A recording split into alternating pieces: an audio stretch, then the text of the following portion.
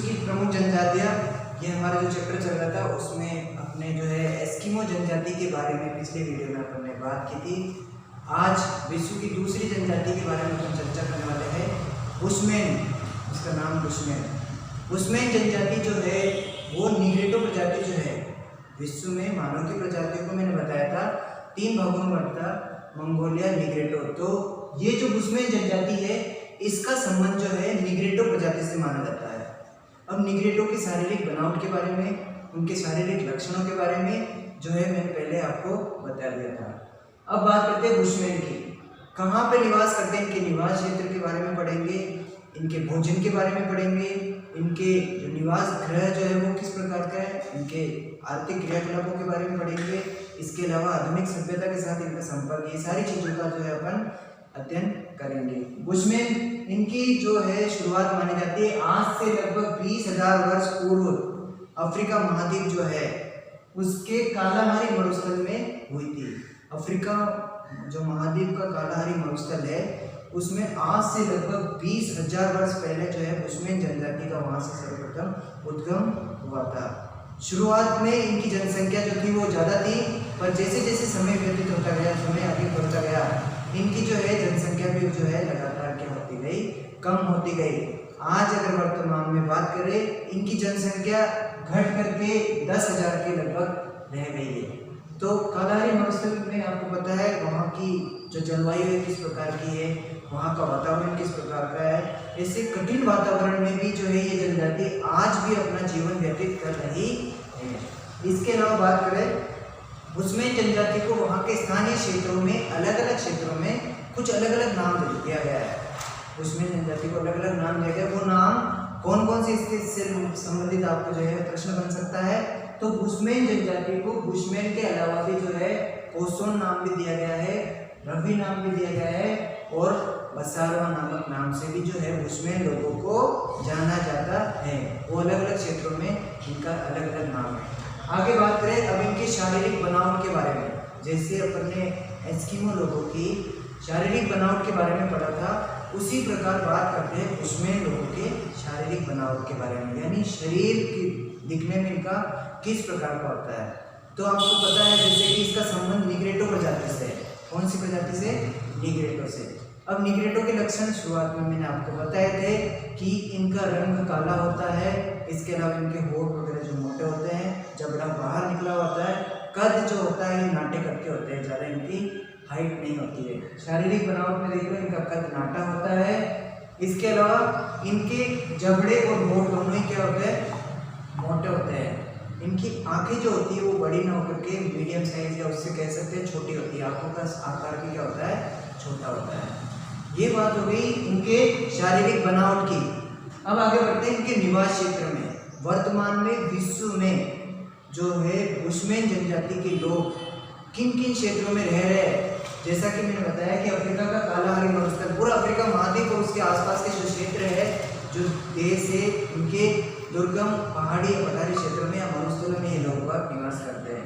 निवास क्षेत्रों में अफ्रीका महाद्वीप में ये जो है 18 डिग्री दक्षिणी अक्षांश से लेकर के 24 डिग्री दक्षिणी अक्षांश के बीच।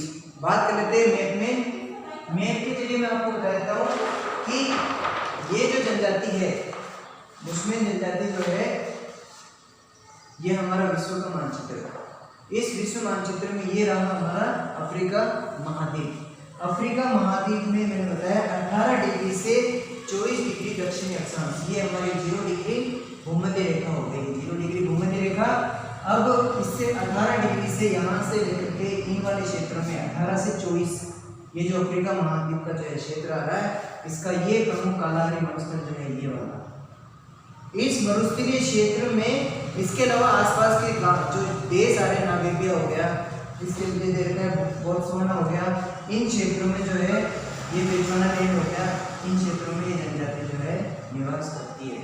तो प्रमुख अगर इनका क्षेत्र माने तो पूर्ण रूप से कह सकते हैं दक्षिणी अफ्रीका, कालाहारी मरुस्थल, बेजुबानालैंड, नामीबिया, ये सारा क्षेत्र जो है इनका निवास क्षेत्र के अंतर्गत आता है।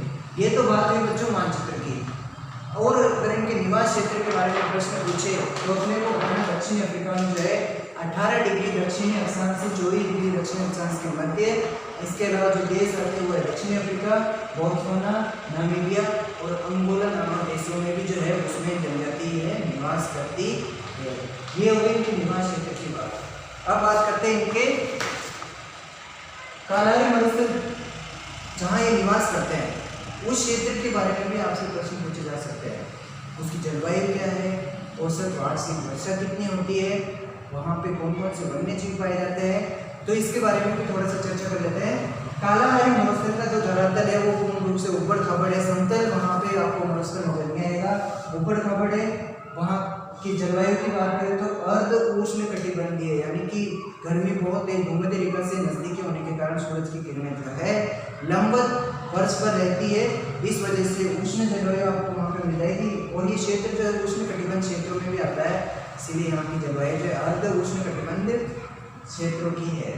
और इसके अलावा औसत वार्षिक वर्षा एक साल में जो है 25 सेंटीमीटर से भी कम, तभी तो मरुस्थल है वहाँ पर। बरसात का जो औसत रहता है बहुत कम, 25 से भी कम जो है वर्षा होती है वार्षिक। तापमान पूरे साल भर यहाँ पे तापमान ऊंचा बना रहता है, इस वजह से तापमान ऊंचा होने से दिन बहुत गर्म होती है, पर जैसे जैसे रात होती है रातें ठंडी होती जाती है। ये क्षेत्र की सबसे बड़ी विशेषता है, दिन जितने गर्म होंगे उतनी अधिक ठंडे वहाँ पे रातें पाई जाती है। फिर बात करते हैं ग्रीष्म काल की अवधि यहाँ पे लंबी होती है, उसकी तुलना में शीतकाल की अवधि यहाँ कम होती है। ये हो गया ये कालाहारी मरुस्थल के बारे में। उसमें जनजाति के भोजन के बारे में। अब ये जो है कालाहारी मरुस्थल में रहते हैं, वहाँ वर्षा की आपको पता है कमी है, तो इस वजह से वहाँ फसल वगैरह हो नहीं सकती है। उस मरुस्थलीय क्षेत्र में एक तरबूज के प्रकार का जो है वो फल पाया जाता है, जिसको स्थानीय भाषा में त्यामा नाम दिया गया है। उस त्यामा को खाकर ही वो जो है अपने पेट को भरते हैं। त्यामा की खास विशेषता ये है कि भोजन के साथ साथ उनको जल पूर्ति भी हो जाती है, यानी उसमें जल की आपूर्ति भी लोगों को इस त्यामा के खाने से हो जाती है। यहाँ बात करें आगे, न केवल इंसान बल्कि जो मनुष्य जो जानवर है वो भी इसी फल का प्रयोग करके अपना जीवन यापन करते हैं। इसके अलावा जो है ये सर्वभक्षी होते हैं, सर्वभक्षी यानी जो भी मिलता है सब कुछ वो खाते हैं भोजन में, जैसे मछली भी खा सकते हैं, पौधों की जड़ें होते हैं वो खा सकते हैं, शहद भी इनका जो है प्रिय भोजन माना जाता है। दीमक, चींटियाँ, ये जितने भी कीड़े मकोड़े जो है मरुस्थलीय क्षेत्रों में पाए जाते हैं वो भी इनका जो है इसका भोजन माना जाता है। ये बात हुई इनके भोजन के बारे में।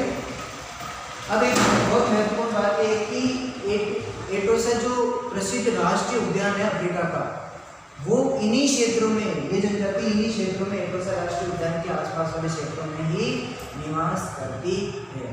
पूछ सकता है एटोसा राष्ट्रीय उद्यान का है तो बुशमैन के निवास क्षेत्र में यानी दक्षिणी अफ्रीका के कालाहारी मरुस्थलीय क्षेत्रों में ये राष्ट्रीय उद्यान पाया जाता है। अब इनके आर्थिक क्रियाकलापों की बात करें, ये मुख्य रूप से आखेटक है, क्योंकि आपको पता है मरुस्थल में बरसात होती नहीं है तो खेती हो नहीं सकती, तो ये क्या करते हैं अपना शिकार करके अपना जीवन यापन करते हैं। अब शिकार करने के लिए इनको क्या चाहिए, औजार यंत्र वगैरह चाहिए, वो आगे चर्चा करेंगे। इससे पहले इनके जो वस्त्र है, कपड़ों की बात कर ले, पुरुष अलग प्रकार के वस्त्र पहनते हैं, स्त्रियां जो है अलग वस्त्र पहनती है। पुरुषों में बात करें तिकोना प्रकार की, जिसके 3 कोने होते हैं, उस प्रकार की एक लंगोट होती है जिसको काम करते हैं। स्त्रियां एप्रन नामक, जिसको ऊपर से शरीर को ढका जाता है, इसके अलावा चोंगा। इन दोनों वस्त्रों को स्थानीय भाषा में जो है क्रोस नाम दिया गया है। प्रश्न बन सकता है बोर्ड में कि क्रोस क्या है, तो बुशमैन जनजाति की स्त्रियों द्वारा प्रयोग में लिए जाने वाला एप्रन या फिर चोंगा नामक वस्त्र क्या कहलाता है, क्रोस कहलाता है। तो इस चीज पे ध्यान रखना, क्रोस से संबंधित प्रश्न बन सकता है। तो स्त्रियों का क्या है, एक वस्त्र है जो बुशमैन जनजाति के लोग प्रयोग में लेते हैं। इसके अलावा ये चमड़े की टोपी, अब पता है मरुस्थल में धूप तेज होती है तो अपने आप को बचाने के लिए टोपी पहनते हैं जो चमड़े की बनी हुई होती है। इसके जूते काम में लेते हैं वो भी चमड़े के ही बने होते हैं। ये तो बात हुई इनके वस्त्र की। अब आते हैं इनके निवास घर, किस प्रकार के क्षेत्र में रहते हैं, झोपड़ी बनाते हैं, मकान होता है या क्या होता है इनका। तो ज़्यादातर लोग बाग जो चट्टानी गुफाओं में जाकर के अपना निवास क्षेत्र बनाते हैं। अगर चट्टानी क्षेत्र नहीं है तो वहाँ पे ये क्या करते हैं, घास फूस से बनी हुई झोपड़ियाँ बनाते हैं, लकड़ी वगैरह से जो है छोटी सी झोपड़ी बना करके उसमें निवास करते हैं। इनकी जो गांव होता है उसमें 8-10 झोपड़ियों का जो समूह होता है वो एक छोटा सा गांव कहलाता है। वो अपने उस गांव को स्थानीय भाषा में वेर्क नाम से पुकारते हैं। इनके गांव को जो है वेब नाम दिया गया है, जिसमें 8 से 10 झोपड़ियों का क्या होता है, समूह होता है। अब आगे बात करते हैं इनके औजार। ये आर्किटेक्ट होते हैं, शिकारी होते हैं मुख्य रूप से। तो इनके औजारों की बात करते हैं। तीर कमान जो है ज्यादातर शुतुरमुर्ग और जो जिराफ के पैर होते हैं उनकी हड्डियों से ये जो अपने यंत्र औजार बनाते हैं। तो तीर कमान बना के रखते हैं। इसके अलावा नुकीला डंडा होता है जिससे कि दूर से हाथों से फेंकने से जो है शिकारी पर आसानी से वो वार कर सकते हैं। इसके अलावा भला, बर्छा, बच्चे कुल्हाड़ी के प्रकार का होता है। अग्निदंड भी होता है, डंडे पे आगे कपड़ा लपेट के उसमें आग जला करके उसको हाथ से फेंक के ताकि शिकारी को अपना आसानी से अपना शिकार बना सकते हैं। 20 बुझे तीर यानी कि जहरीले नुकीले लकड़ी के हड्डियों के तीर बनाते हैं ताकि वो जैसे ही वो उस शिकारी के शरीर पे वार करते हैं तो वो जो शिकारी है वहीं उस विष से क्या हो सकता है, घायल हो सकता है। ये जो है वो शुतुरमुर्ग के, जिराफ के पैरों की हड्डियों से वो बनाते हैं। इसके अलावा बर्तनों को बहुत कम काम में लेते हैं। ज़्यादातर बर्तन जो होते हैं वो हिरण की खाल से या जिराफ की खाल से ही बनाते हैं। अब बात करते हैं समाज और संस्कृति। उसमें जनजाति भी एस्किमो की तरह ही जो है वो भगवान पे ज़्यादा विश्वास करती है। अंधविश्वासी लोग ज़्यादा होते हैं। ये लोग भी जादू टोने में विश्वास करते हैं। भूत प्रेत से इनको जो है भयभीत, ये हमेशा भयभीत रहते हैं। तो ये जो लोग हैं जादू टोना और भूत प्रेत इन सारी बातों में विश्वास करते हैं। ये इस जनजाति के लोग, बुशमैन जनजाति के लोग जो है 2 प्रकार के भगवान को मानते हैं। उनका मानना है कि एक भगवान जो पूर्व की तरफ रहता है और दूसरा भगवान जो पश्चिम में रहता है। वो ये धारणा मानकर चलते हैं कि यही भगवान जो उनको सारी मुसीबतों से बचाते हैं। फिर आगे बात करते हैं कि इनके वातावरण समायोजन में उन्होंने अपने आप को आज के वातावरण में किस प्रकार ढाला है। जैसे जैसे प्रकृति आगे बढ़ी है वातावरण के साथ ये आसानी से समायोजन कर लेते हैं। ये अपने आप को उस एक क्षेत्र से निकाल करके दूसरे क्षेत्र में आसानी से ढाल सकते हैं। उन्होंने अपने आप को दूसरे वातावरण में ढालने के अनुरूप बनाने के लिए बहुत कठोर मेहनत की है। आधुनिक संस्कृति से अंत में संपर्क देखे तो शुरुआती दौर में मैंने आपको बताया था कि ये मात्र आर्किटेक्ट या शिकारी थे, पर जैसे जैसे आधुनिक सभ्यता के संपर्क में आए हैं इन्होंने जो है आदिम निर्वाह कृषि यानी अपना जीवन जीने के लिए पुराने ढंग से खेती करना शुरू कर दिया है। इससे इनके जीवन स्तर में भी काफ़ी वृद्धि हुई है। ये शिकार के साथ साथ वर्तमान में कृषि का कार्य भी करते हैं। तो ये बात हुई हमारी जो है बुशमैन जनजाति के बारे में। बुशमैन जनजाति की सारी बातें मैंने आपको बता दी। अब इससे रिलेटेड प्रश्न बन सकता है, चाहे आधे नंबर का या फिर निबंधात्मक प्रश्न पूरा बन सकता है कि बुशमैन जनजाति के विस्तृत व्याख्या कीजिए। तो इससे रिलेटेड प्रश्न आपके बन सकता है। एस्किमो और बुशमैन जनजाति 2 जनजातियाँ जो अपनी पूरी हो चुकी है। अब बची भारत की 2 जनजातियाँ गोंड और भील, वो अपन आने वाले चैप्टर में पूरा करेंगे।